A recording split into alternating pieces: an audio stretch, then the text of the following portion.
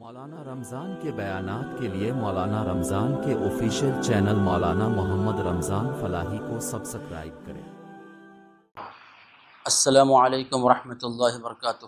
الحمد للہ وحدہ والصلاة والسلام علی من لا نبی بعدہ، اما بعد فقد قال اللہ تبارک وتعالی فی کتابہ الکریم والفرقان الحمید، فاعوذ باللہ من الشیطان الرجیم، بسم اللہ الرحمن الرحیم، والفجر ولیال عشر والشفع والوتر، وقال رسول اللہ صلی اللہ علیہ وسلم، من وجد ساعة لأن يضحي فلم يضحي فلا يقربن مصلانا، او كما قال علیہ الصلاۃ والسلام۔ محترم سامعین کرام، عزیز بھائیوں، دوستو، بزرگوں، آج اس موقع پر چونکہ ذوالحجہ کا مہینہ شروع ہونے جا رہا ہے، ذوالحجہ کے مہینے کے تعلق سے اس کے ابتدائی 10 راتیں اور 10 دن بڑی فضیلت کے حامل ہیں۔ اس کے فضائل، قربانی کے فضائل اور تھوڑے بہت مسائل، چند باتیں ذکر کر کے جو ہے اپنی بات مکمل کرنی ہے۔ تو سب سے پہلے یہ ذوالحجہ کا مہینہ، ذوالحجہ یعنی حج والا مہینہ، اس مہینے میں چونکہ حج ہوتا ہے، حج کے جو 5 دن ہیں وہ ذوالحجہ کے مہینے میں 8 ذوالحجہ سے لے کر 12 ذوالحجہ تک یہ حج کے 5 دن ہیں، جس میں حاجی اپنے حج کے ارکان پورے کرتے ہیں، اس لیے یہ حج والا مہینہ۔ اور اسی میں چونکہ قربانی ہوتی ہے، یہ قربانی والا مہینہ بھی ہے، عید الاضحیٰ کا مہینہ ہے، اور ذوالحجہ کے مہینے کے ابتدائی دن اور ابتدائی 10 راتوں کی فضیلت آیات اور روایات سے ثابت ہے، اس لیے جو ہے اس کا ہمیں مذاکرہ کرنا ہے۔ چنانچہ جو آیت میں نے آپ کے سامنے پڑھی، والفجر ولیال عشر، کہ قسم ہے فجر کی، فجر کی قسم۔ ایک مقام پر اللہ تبارک و تعالی نے قسم کھائی والعصر، کہ قسم ہے عصر کی، کہ عصر کی قسم اور فجر کی قسم۔ اللہ تبارک و تعالی جس چیز کی قسم کھاتے ہیں، یہ اس بات کی دلیل اور نشانی ہوتی ہے کہ وہ چیز بڑی عظمت والی ہے، بڑی فضیلت والی ہے۔ اللہ تبارک و تعالی نے قسم کھائی ہے تو اس میں کوئی نہ کوئی فضیلت ہے۔ تو فجر اور عصر، اس کے وقت کی مستقل اہمیت اور فضیلت بیان کی گئی ہے کہ صبح فجر کا وقت اور عصر کا وقت قیمتی وقت ہوتا ہے، اس میں فرشتوں کی ڈیوٹیاں چینج ہوتی ہے۔ جو رات والے فرشتے ہیں فجر میں چلے جاتے ہیں، دن والے فرشتے ہیں عصر کے بعد چلے جاتے ہیں۔ اور یہ کہ دعا ذکر کا یہ وقت ہوتا ہے۔ حدیث میں آتا ہے کہ من صلی البردین دخل الجنہ، کہ جس نے 2 ٹھنڈی نمازوں کی پابندی کر لی وہ جنت میں جائے گا۔ اب 2 ٹھنڈی نمازوں سے مراد فجر اور عصر کی نماز ہے۔ تو بہرحال فجر کی قسم کھائی، فرمایا اس کے بعد میں وہ لیال عشر، قسم ہے 10 راتوں کی۔ اب ان 10 راتوں سے مراد ذوالحجہ کے مہینے کی 10 راتیں ہیں، ذوالحجہ کے مہینے کی ابتدائی 10 راتیں، اس کی اللہ نے قسم کھائی۔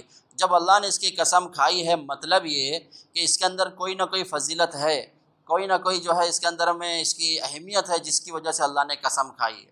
اب کیا فضیلت ہے، کیا اہمیت ہے، سرکار دو عالم صلی اللہ علیہ وسلم نے اس کو بیان فرمایا ہے کہ یہ جو ذوالحجہ کے مہینے کی ابتدائی 10 راتیں ہیں، ان راتوں میں اگر کوئی عبادت کرتا ہے تو اس کو ایسا ثواب ملتا ہے جیسا کہ لیلۃ القدر کا ثواب ملتا ہے۔ لیلۃ القدر رمضان کے مہینے میں، اب اس کی فضیلت کو خود اللہ نے قرآن میں بیان فرمایا کہ لیلۃ القدر خیر من الف شہر، کہ لیلۃ القدر 1000 مہینہ عبادت کرنے سے بہتر ہے۔ تو ان ذوالحجہ کی ابتدائی 10 راتوں میں عبادت کرنے کی فضیلت یہ ہے کہ ان راتوں میں عبادت کرنا ایسا ثواب رکھتا ہے جیسا کہ لیلۃ القدر میں عبادت کا ثواب ہے۔ لہٰذا ان راتوں میں ہمیں عبادت کرنا چاہیے، ان راتوں کو ضائع نہیں ہونے دینا چاہیے۔ اور دوسری بات یہ ہے کہ جن اوقات کی فضیلت بیان کی گئی ہے، جن مہینوں کے فضائل بیان کیے گئے ہیں، جس میں نیکیوں کا بہاؤ بڑھ جاتا ہے، تو اس کے اندر جو ہے گناہ کرنا، تو اس میں گناہوں کی سنگینی بڑھ جاتی ہے۔ جیسے رمضان کا مہینہ ہے، اس مہینے میں جو ہے شرابی شراب چھوڑ دیتے ہیں، اور جگاری جو ہے جگار چھوڑ دیتے ہیں، اور برے کام کرنے والے اور سگریٹ پینے والے، بیڑی پینے والے بیڑی سگریٹ پینا چھوڑ دیتے ہیں، تمباکو کھانے والے تمباکو کھانا پینا چھوڑ دیتے ہیں، سارے برے کاموں کو چھوڑتے ہیں، کیونکہ عبادت کا مہینہ ہے، فضیلت کا مہینہ ہے۔ اگر کوئی شراب پیے گا رمضان کے مہینے میں تو اس کو اور بھی زیادہ اس کا وہ جرم سنگین ہوتا ہے، چونکہ فضیلت والے مہینے میں وہ یہ گناہ کر رہا ہے۔ تو اسی طریقے سے یہ ذوالحجہ کا مہینہ فضیلت والا مہینہ ہے، اور حرمت والے 4 مہینوں میں سے ایک مہینہ ذوالحجہ کا مہینہ ہے۔ منہا اربعۃ حرم، اللہ تبارک و تعالیٰ نے 4 مہینوں کو حرمت والا بنایا ہے۔ زمانہ جاہلیت سے لوگ اس کی عزت اور احترام کرتے چلے آئے ہیں، جن میں سے ذوالقعدہ، ذوالحجہ، محرم، یہ 3 مہینے تو لگاتار ہے، اور رجب کا مہینہ، یہ 4 مہینے حرمت والے ہیں۔ تو بہرحال تو یہ ذوالحجہ کے ابتدائی جو 10 راتیں ہیں، ان راتوں میں عبادت کرنا چاہیے۔ آخری سے آخری درجہ یہ ہے کہ مغرب، عشاء، فجر، ان نمازوں کو ہم با جماعت ادا کریں۔ روایت میں آتا ہے اگر کوئی عشاء کی نماز جماعت کے ساتھ پڑھے اور فجر کی نماز جماعت کے ساتھ پڑھ لے تو پوری رات عبادت کرنے کا ثواب ملتا ہے، پوری رات عبادت کے اندر گویا کہ ہم نے گزاری، اس لیے ان راتوں میں عبادت کا اہتمام کرے۔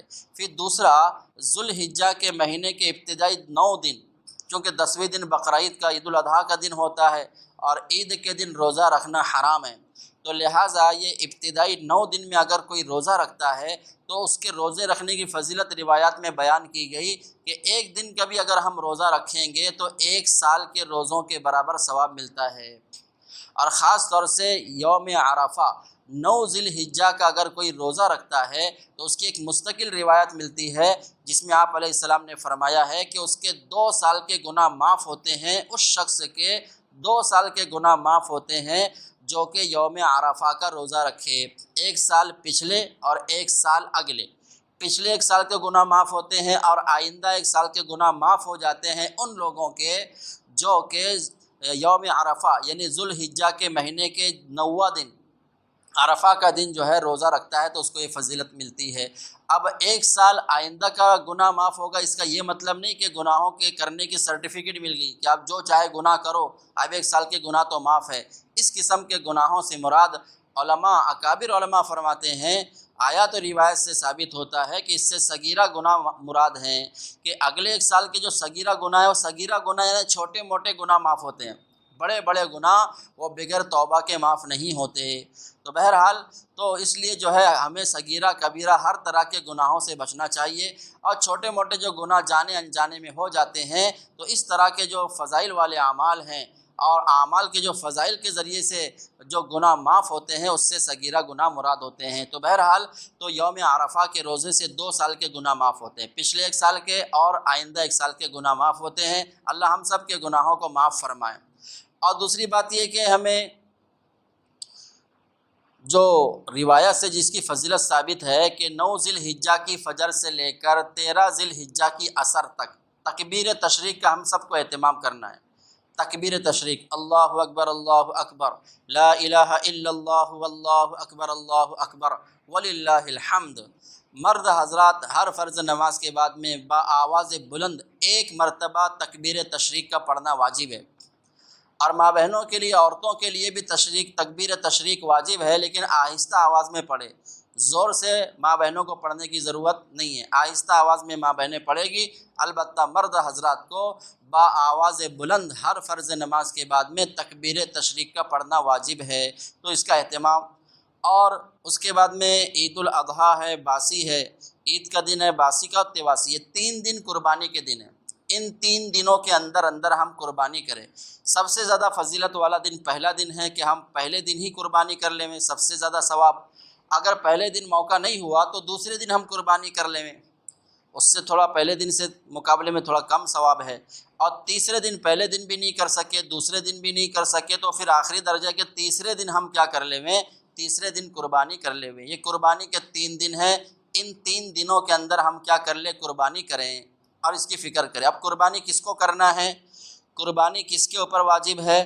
تو بنیادی چیز قربانی کے واجب ہونے کے لیے یہ ہے کہ جو نصاب کے مالک ہے ان پر قربانی واجب ہے۔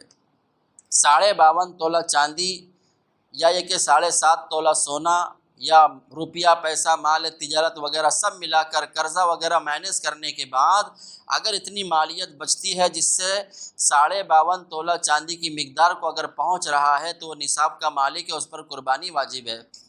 اب اس کے ساتھ ساتھ بہت سے لوگوں کے پاس میں ایسا سامان ہوتا ہے جو سال بھر یوز نہیں ہوتا، سال بھر استعمال میں نہیں آتا، ایکسٹرا سامان ہے، ان سامانوں کو بھی اس میں جو ہے اس کا حساب لگایا جائے گا۔ اس طرح کے جتنے سامان ہیں اگر اس کی مالیت سب ملا کر 52.5 تولہ چاندی کی مقدار کو پہنچ رہی ہے تو اس کے اوپر بھی قربانی کیا ہے؟ واجب ہے۔ اور جتنے لوگوں پر قربانی واجب ہے سب کو ضروری ہے کہ وہ قربانی کریں۔ اب کس جانور کی قربانی کرے تو اس میں کوئی فکس اور متعین جانور نہیں ہے، البتہ 4 قسم کے جانور ایسے ہیں کہ جن کی ہم قربانی کر سکتے ہیں۔ نمبر 1 اونٹ یا اونٹنی، اور نمبر 2 بڑے جانور کے اندر جو ہے گائے ہے، بیل ہے یا بھینس بھینسا وغیرہ ہے جو کہ گائے کے حکم میں ہے، اور تیسرا بکرا یا بکری ہے، اور چوتھا دمبا یا دمبی مینڈا وغیرہ۔ تو یہ جو ہے وہ جانور ہے جس کی قربانی درست ہے۔ اس کے علاوہ اگر کوئی جو ہے مان لو کہ کسی اور جانور کی اگر ہرن کی قربانی کرے تو ہرن کی قربانی کرنا درست نہیں ہوگا۔ تو یہ 4 قسم کے جانور ہے جن کی قربانی کیا ہے؟ درست ہے۔ اس کے اندر تفصیل یہ ہے کہ اگر اونٹ یا اونٹنی کی قربانی کرنا ہے تو 5 سال ہونا ضروری ہے۔ اونٹ کی قربانی تو اونٹ کی عمر 5 سال ہونا ضروری ہے، 5 سال سے کم کا اونٹ ہے تو اس کی قربانی درست نہیں۔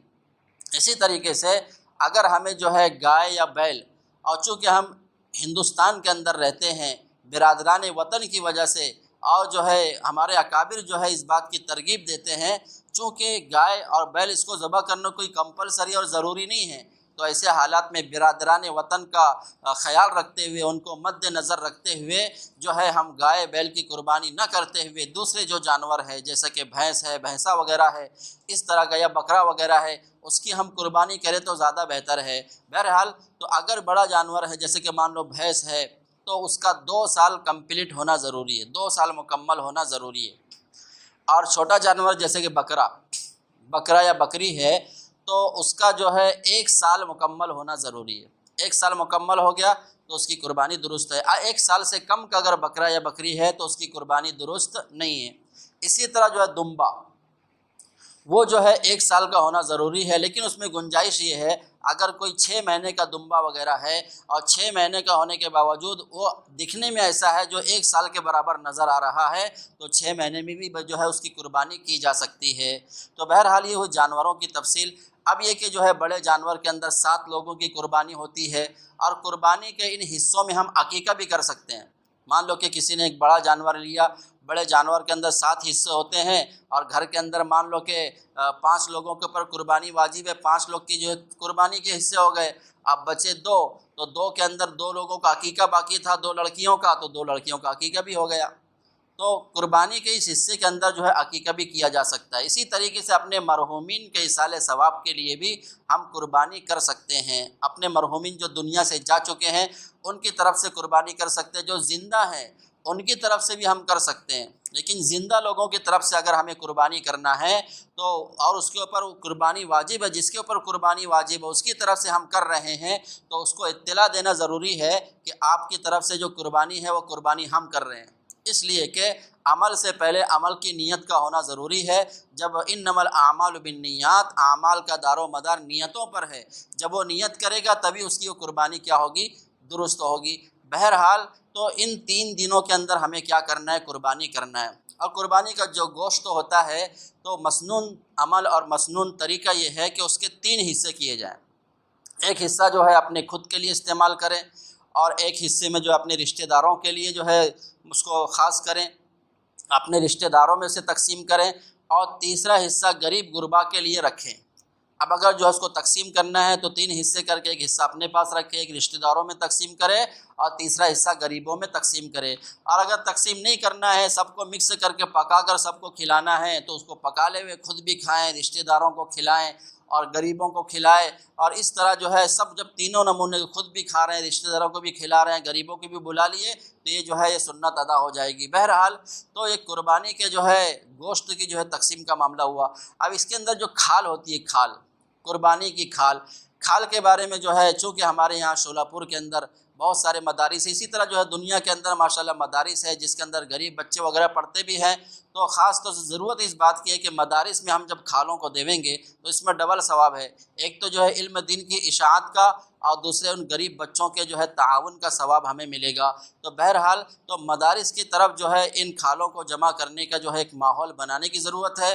جتنے جو ہے ہمارے یہ مدارس مضبوط ہوں گے، چونکہ مدارس دین کے قلعے ہیں، یہ اگر مضبوط ہوئے تو جو ہے سارا نظام مضبوط ہوگا، اگر یہ کھوکھلے ہو گئے اور کمزور ہو گئے تو سارا نظام کیا ہو جائے گا؟ کمزور ہو جائے گا۔ بہرحال تو یہ چند باتیں جو اس وقت میں میرے اپنے ذہن میں تھی تو آپ کے سامنے میں نے عرض کر دی، جس کے اندر میں جو ہے ذوالحجہ کے مہینے کے ابتدائی جو ہے دنوں کی فضیلت، اور دنوں کے اندر ابتدائی دنوں کے اندر جو ہے روزے کی فضیلت ہے، راتوں میں عبادت کی فضیلت ہے، اور جو ہے عید الاضحیٰ کے دن قربانی کی فضیلت ہے، اور ان دنوں کے اندر جو ہے اللہ تبارک و تعالیٰ کو پسند ہے کہ اللہ کی عبادت کی جائے، اور قربانی کے دنوں میں سب سے زیادہ محبوب عمل قربانی کرنا ہے، اور جو ہے جانور ذبح کرنا یہ اللہ تبارک و تعالیٰ کو بہت زیادہ پسند ہے۔ اللہ تبارک و تعالی ہم تمام کو کہنے سننے سے زیادہ عمل کرنے کی توفیق عطا فرمائے۔ وآخر دعوانا ان الحمد للہ رب العالمین۔ السلام علیکم ورحمۃ اللہ وبرکاتہ۔